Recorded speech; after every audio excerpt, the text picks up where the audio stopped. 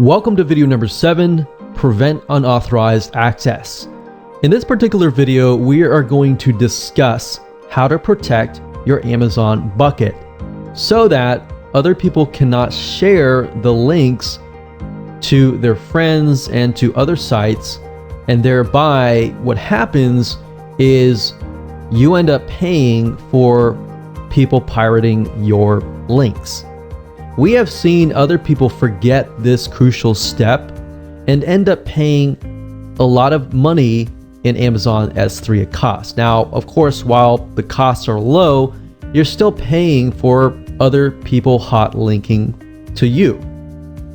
So I'm going to teach you a specific way of developing an Amazon access policy that tells the bucket and says to it, unless somebody comes from a specific site, which is your site, deny them access. So let me go ahead and do that now. So to create a bucket policy, all you have to do is locate your bucket. So in this case, it's going to be test domain DL. I'm going to right click and click on bucket policy. Now, this is going to kind of look like code, and it's going to look complex and overwhelming. And that's a fact. It is true. But since most of you are newbies, I'm going to show you how to create a bucket policy by getting a swipe file from Cloudberry. Now, in this case, I'm going to go back to Cloudberry. So I recommend that you go to cloudberrylab.com. They're always coming out with the latest, greatest updates, and that's really why I like Cloudberry. But if you go to their blog and you look for their search here, and you type in Amazon S3 hot linking, so Amazon S3 HOT linking, you go here and you do a search, they'll actually give you the hot linking script. So click here, and I'm going to show you how to customize the script in a minute. So you don't need to know programming or anything like that. You don't have to read any of this. In fact, if you read this, it might be overwhelming. So just follow me along. You're going to scroll down and you're going to find this script right here. So we're going to highlight everything in blue. So from here all the way up here. So we're going to highlight that. You're going to click copy, and then we're going to transfer it over here. Now, before we do that, I want to put this in Microsoft Word, and we're going to make the size bigger, and we're going to customize the script. I'm going to show you how, and then we'll copy that finalized code over to the Cloudberry system. So I'm going to go ahead and copy it here. We're going to make it big enough so that you can see it. Where it says my bucket, you can leave the slash, but you're going to replace my bucket with the bucket name. So in this case, my bucket name is test domain DL.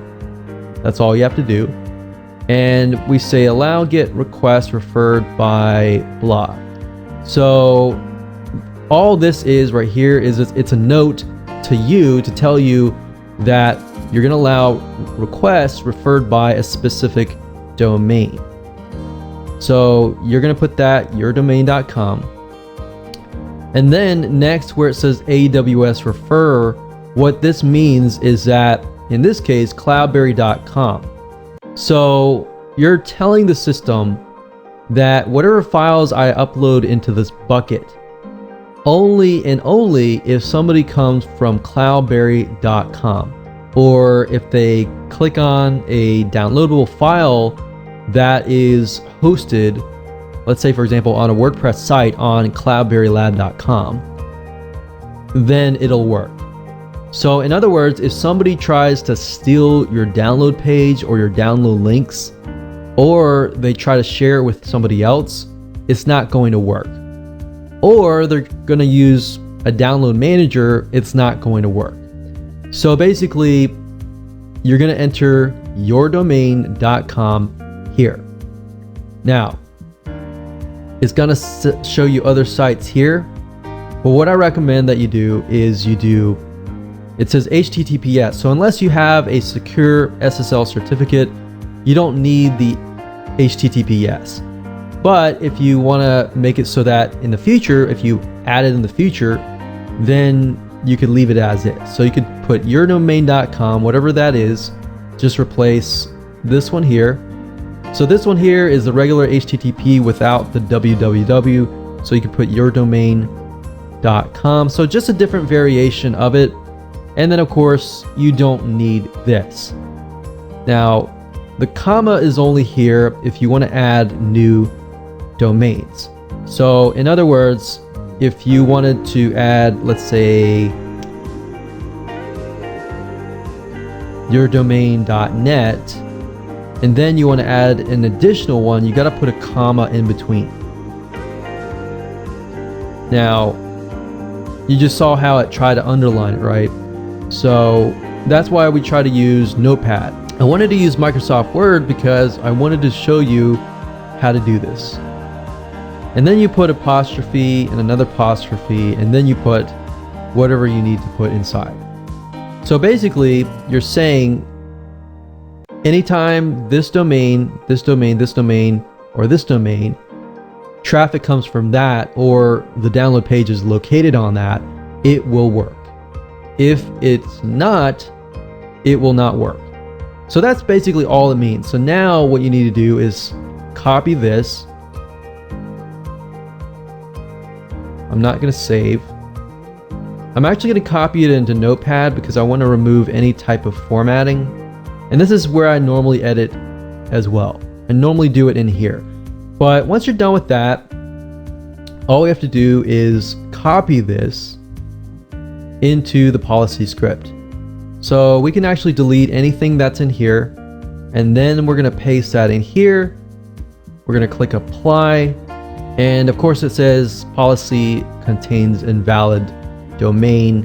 So I added real live domains and it works. So now I gotta click OK, and that's it.